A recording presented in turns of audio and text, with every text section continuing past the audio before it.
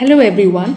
Now that you're familiar with the steps of writing an SOP, let's go on to our next topic, that is appropriate use of language. What does appropriate use of language mean? It means to use formal words, to maintain brevity, to write in active voice, to write in a professional style, and to focus on coherence and cohesion. We use formal words to express the writer's meaning accurately. We cannot use abbreviations and slang. It has to be reader friendly.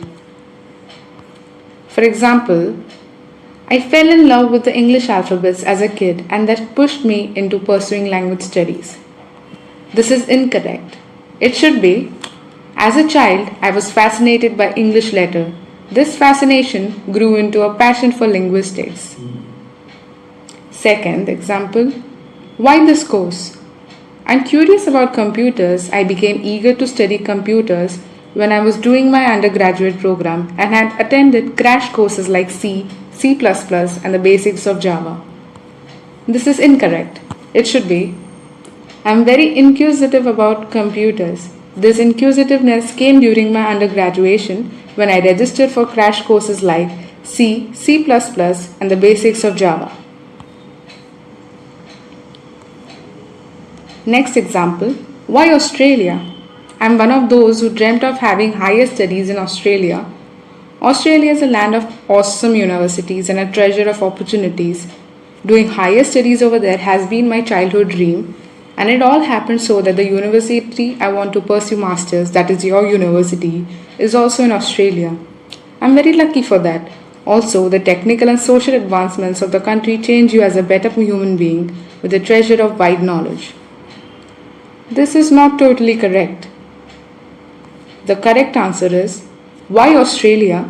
I'm one of those who aspire to pursue my higher studies in Australia. Australia is a land of quality universities and a treasure of opportunities.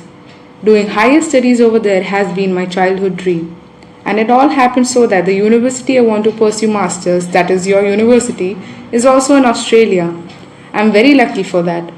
Also, the technical and social advancements of the country mold you as a better human being with a repository of wide knowledge. One of the most challenging parts of the SOP writing process is to convey your point with brevity. One must ask oneself, what do I want the reader to remember once I have finished reading? The paragraphs in the SOP should be linked and smoothly convey a meaningful recount of your personal, academic, and professional life. Hence, we are going to see how to maintain brevity. First, keep your important details under primary focus. Second, stick to a maximum of 10 lines per paragraph. Third, do not exceed more than 6 paragraphs unless truly needed. Fourth, follow the word limit of 800 to 1200 words if not specified by the applied university. Let us discuss some examples. What is your work experience in this field? After graduation, Wipro sent me an offer to work as a system administrator, and for the past 3 years, I've been working there.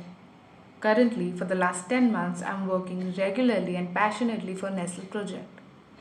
Is this maintaining brevity in the paragraph? No.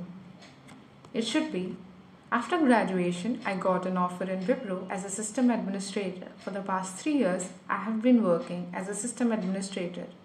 Currently, I am working for Nestle project for the past 10 months. This is maintaining brevity in the paragraph since it's precise and brief. Second example, what is your more immediate goal? My more immediate goal is to venture into a detailed study of the Buddhist and Jain paintings of Ajanta caves and then write a number of critical essays on this topic that will be published.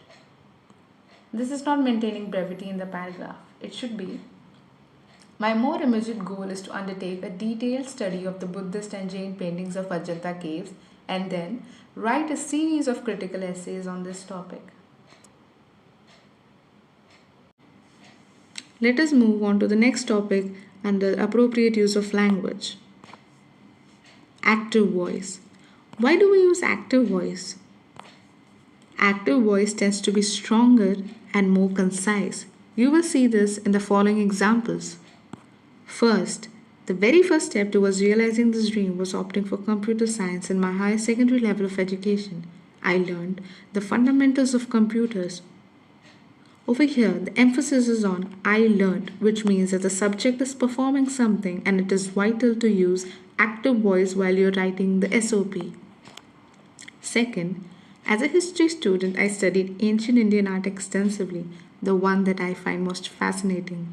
Apart from that, I have studied the literature that goes hand in hand with the paintings and statues of these times. Again, the emphasis is on I have studied, which means that it is necessary to use active voice when you're writing an SOP.